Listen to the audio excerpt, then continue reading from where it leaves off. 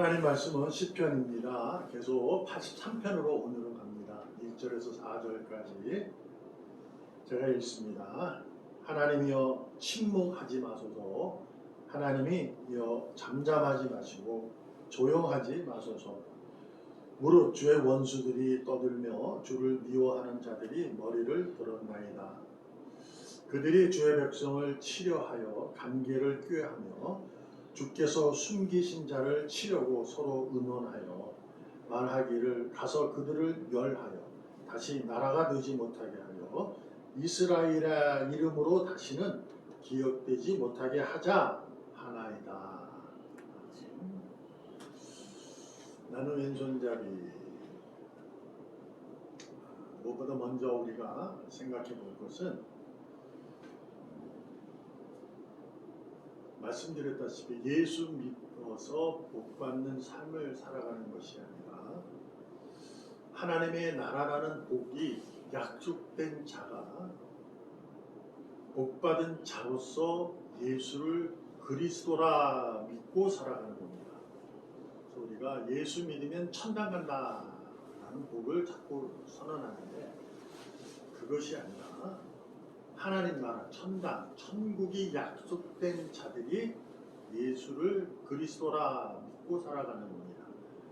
이것이 자주 바뀌면 믿음이 구속신앙으로 바뀌어버리는 거예요. 땅의 삶이 내 삶을 위해서 살아가게 됩니다. 내 삶의 유익을 위해서 주님이 필요하고 주님이 내게 수단이 되는 거가 되어버리는 겁니다. 잊지 마셔야 합니다. 하나님은 세상을 지으신 창조자이십니다. 그리고 주권자이십니다. 당신께서 이루실 구원을 당신의 의지 속에 창조하신 그 능력으로 이끌어 가시는 거예요.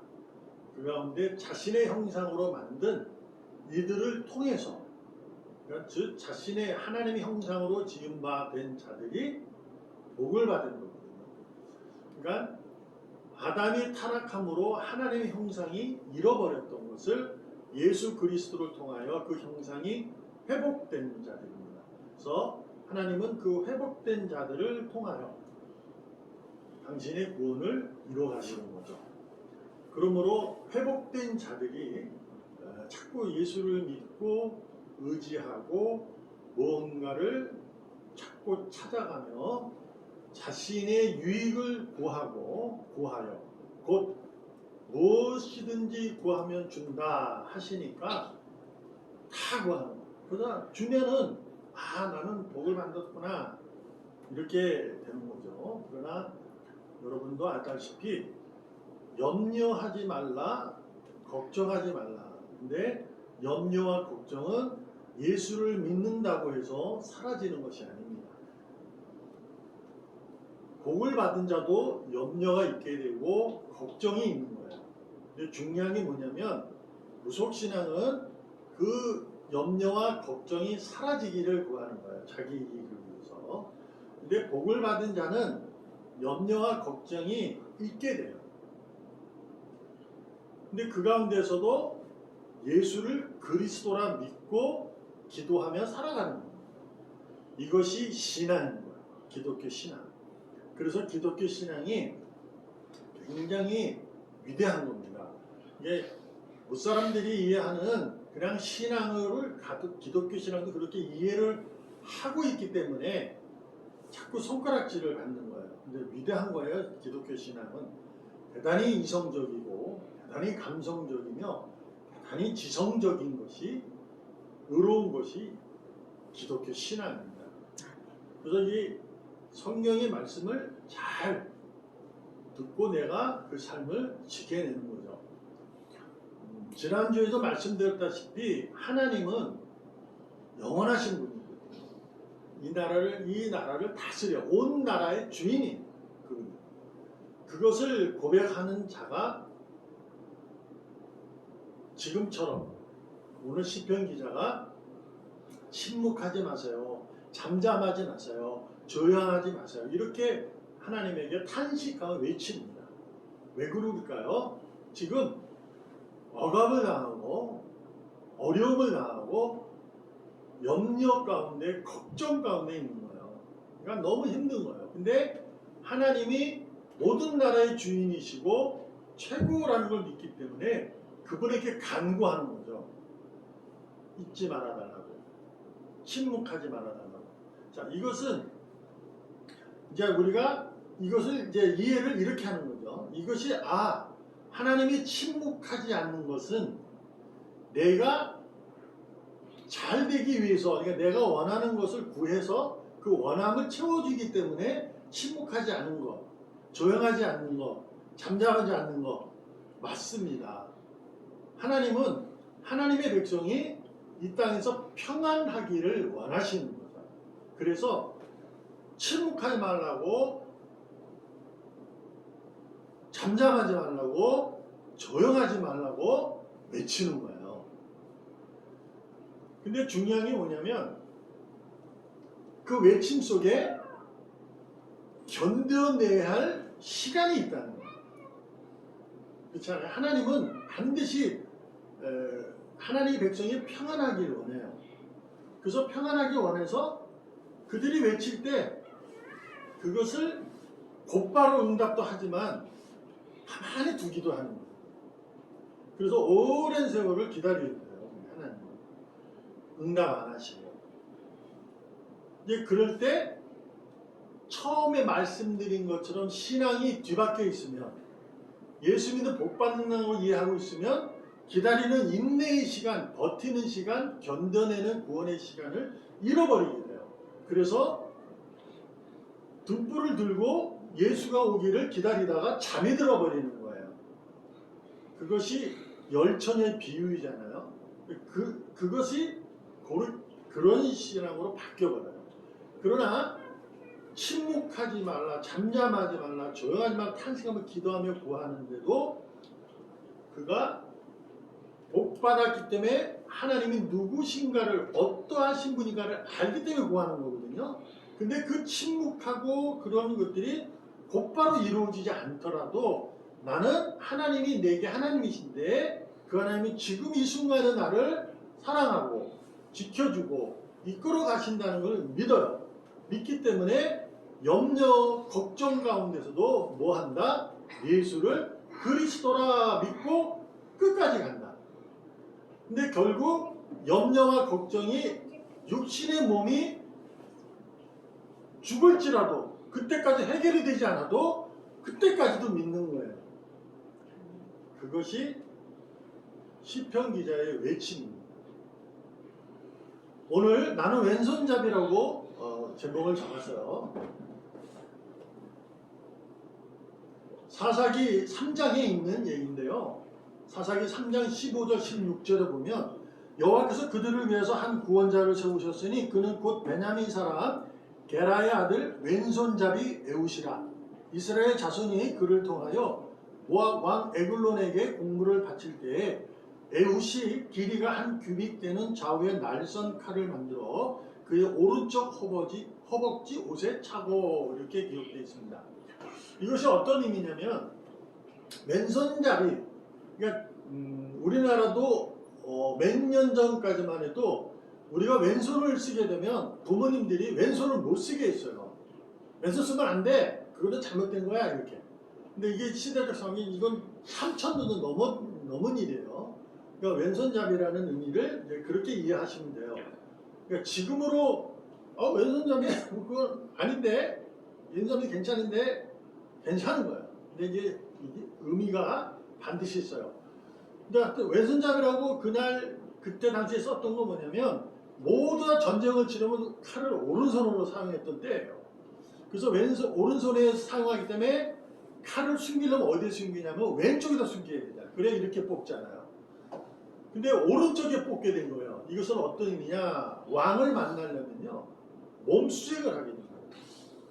그런데 오른잡이라고 생각하기 때문에 왼쪽만 수색한 거죠. 그래서 오른쪽의 허벅지에 한 규빗 한 30cm 되는 칼을 집어넣은 거죠. 그러니까 여기는 수색을 안 당해서 대면하게 됐고, 그 에글론 모압 왕을 그 칼을 에웃이 들어 찔러가지고 성경에 이제 심한 말이 나오는데 가슴을 배를 찔러 등까지 나갔다 이렇게 성경이 기록이 여기 사사기에 보면 되어 있어요.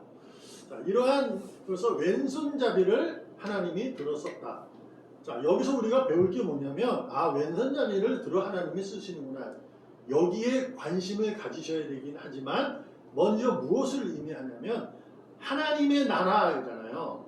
지금 하나님을 믿는 자들이 지금 어떠냐 모압이라는 왕 에굴론에 의해 그 나라가 굉장히 힘든 상황이라는 거예요. 힘든 상황에 오랜 세월 동안 힘든 상황을 겪고 있었어요. 그때 하나님께서 이 하나님의 백성들이 계속 하나님 외쳤을 거라. 근데 하나님이 언제 어느 순간에 그분의 때에 맞춰 왼손잡이 에웃이라는 사람을 딱 들어가지고 그 나라를 평안케 하셔서 성경에 모압 왕 에굴론이 죽음으로 이스라엘은 80년 동안 평안하더라. 이러한 기록이 되어 있습니다. 생각해 보는 거예요. 하나님의 나라 백성들이 지금 힘든 상황이라는 거예요. 여러분과 제가 오늘도 힘든 상황이 있을 수 있다. 여러분의 삶의 그 사실과 사건으로 마음이 무겁고 걱정되고 염려되고 힘든 상황이 있다는 거예요. 여기서 놓치지 말아야 할 것은 뭐냐? 하나님은 나의 하나님이고 그분은 나를 사랑하고 지켜주시고 끝까지 하나님으로 변하지 않으신다는 거예요. 그런데 하나님께서 침묵하지 않고 간섭을 하시는데 언제 하느냐? 당신의 때에 왼손잡이 에훗을 들었쓰는 거예요. 이것을 여러분이 잘 이해를 하면 지금 만약에 쉽게 우리 교회에 있는 일들이 일어나고 있어요. 이런 상황에서 왜 이런 일이 벌어졌을까? 이것은 누구의 탓도 아니고 우리 모두가 가지고 있는 탓도 아닙니다.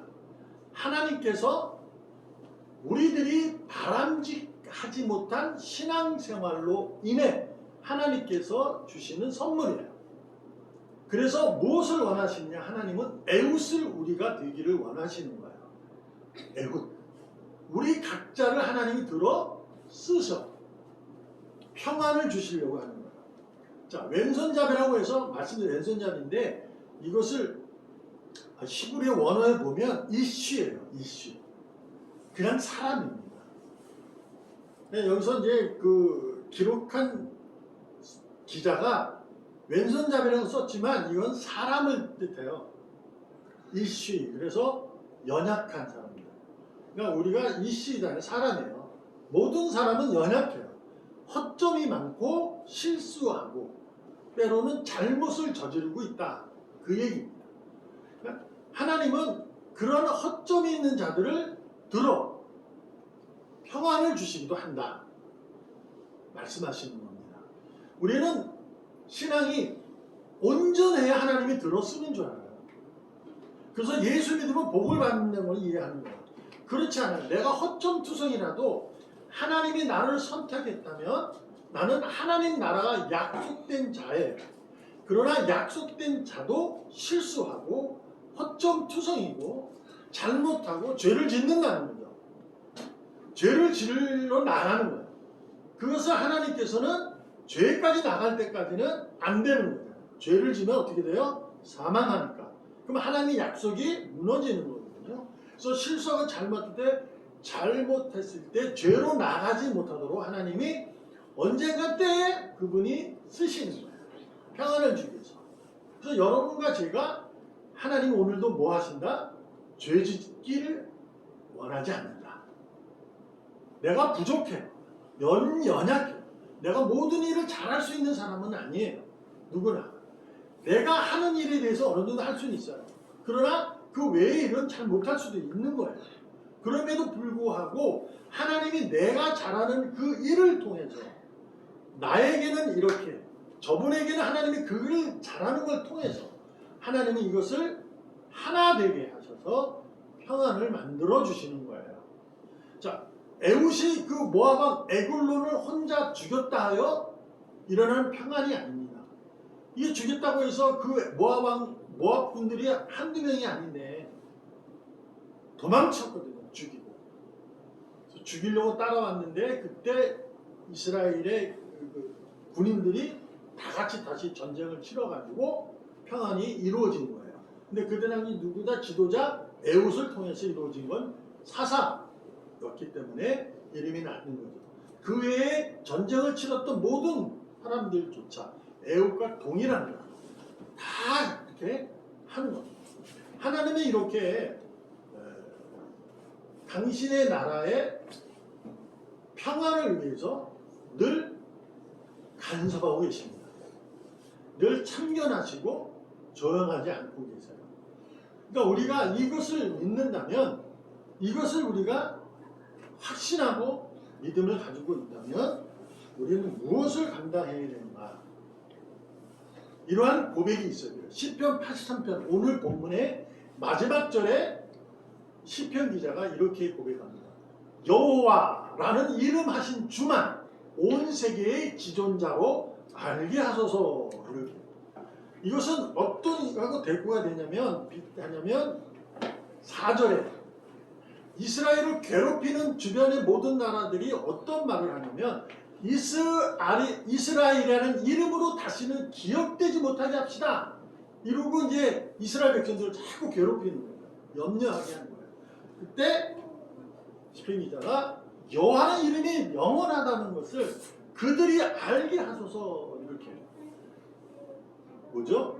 우리가 승리하길 원하는 것이 아니라 내 염려가 사라지는 것이 아니라 내 염려와 걱정 속에서도 하나님의 이름이 내 삶을 통해서 드러나기를 원합니다. 라는 고백입니다. 그러니까 이것을 우리가 쉽게 생각하면 원인 결과로 얘기하면 이렇게 얘기하는 거예요.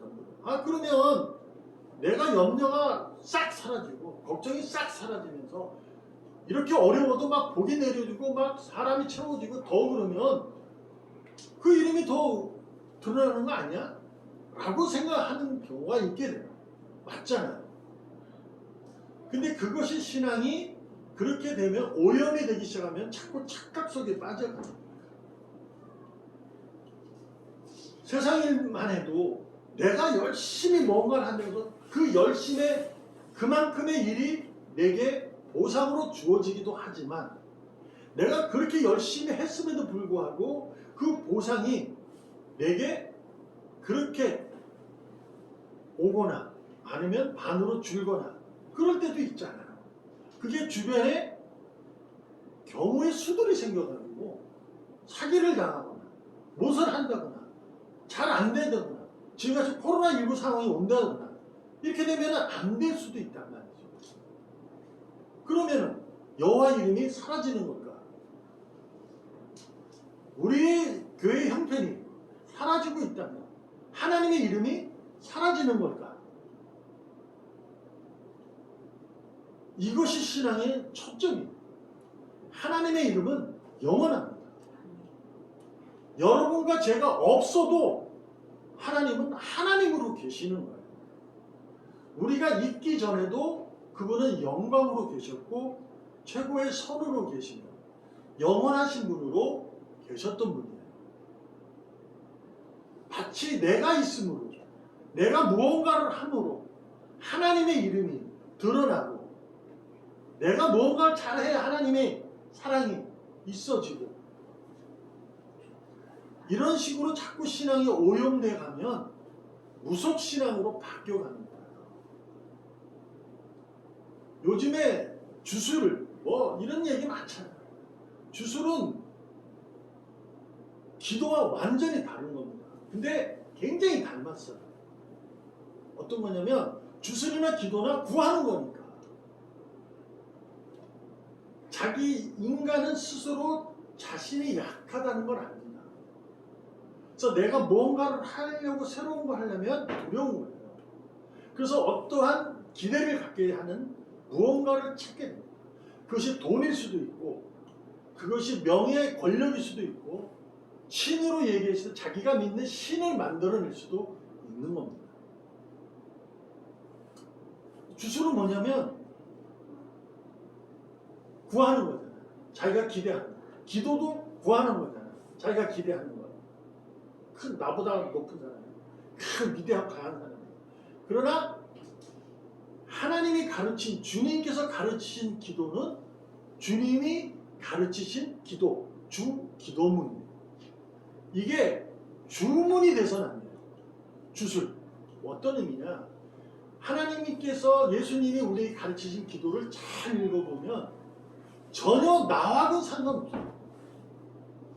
하나님의 나라가 나를 통해 이루어지길 원하고 하나님의 의지가 나를 통해서 나타나길 원하는 거예요. 그러니까 뭐냐? 나를 통해서는 나는 하나의 에후시예요. 그저 쓰임받는 그릇. 하나님 그렇게 사용하면 되는 거예요. 주술은 뭐냐면 신이 나를 통해서 이루어지는 거예요. 근데 내가 드러나는 거예요. 내 욕심, 내가 원하는 것들, 이것을 주술적으로 외워가지고 막 구해서 얻어지면 드러나는 거죠. 그러면 내가 승리하는 거예요. 근데 기도는 내가 승리하는 거지만 결국 하나님의 이름이 온 세계의 지존자로 알게 되는 거예요. 이것이 완전히 다른 겁니다.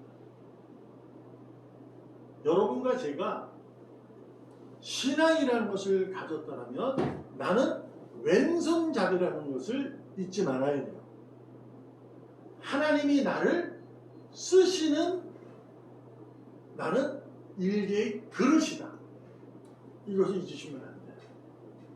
그래서 내가 그 하나님의 능력으로, 나를 들어쓰는 하나님의 능력으로 나는 능력을 발휘하는 자다. 어떻게?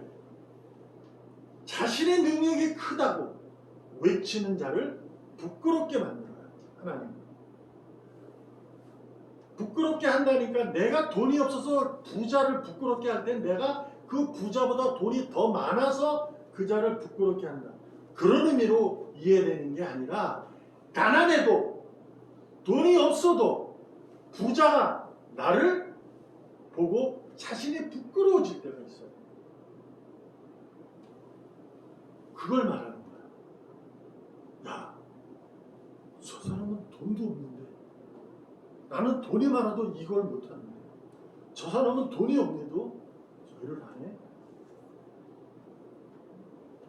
지난번 TV에서 나왔던 설악산에서 지게 매는 분이 있어요. 야, 나 깜짝 놀랐어요. 그 하루에 2시간, 1시간에 8,000원인가 밖에 못 받는 거예요. 그리고 뭐 저기 대천봉 가면은 2만 원인가? 그게 왔다 갔다 하는데 몇 시간씩 걸리는 거예요. 근데 그분은 지금까지 1억이라는 돈을 기부했어요. 그걸 봤던 사람들이, 부자들이 부끄러워할까? 그런 걸 말하는 거예요. 그분의 신앙이 있는 걸 말하는 것이야. 신앙은 없는 사람이에요. 그러나 그분의 인품이, 부인은 장애인,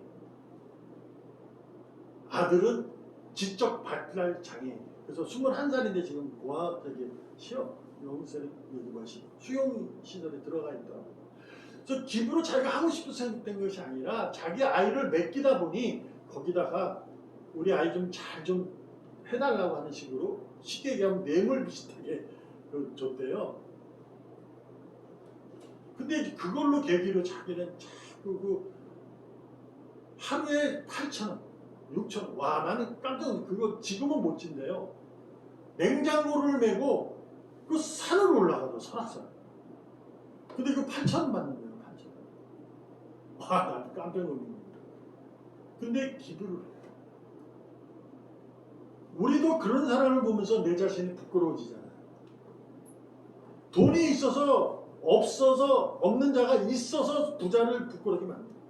내 이름이 없는데 이름 있는 자를 부끄럽게 만드는 것은 내 이름이 그 사람보다 더 높아져서 부끄럽게 만드는 그런 일도 생길 수 있지만, 그렇지 않던 내가 계속 왼손잡이라도 허점투성이고 실수투성이라도 내가 진실되게 예수를 그리스도라 믿는 믿음으로 내 삶을 살아가고 있는 그 능력 때문에 그들이 나를 바라보고 하나님이라는 이름을 그들이 알게 된다.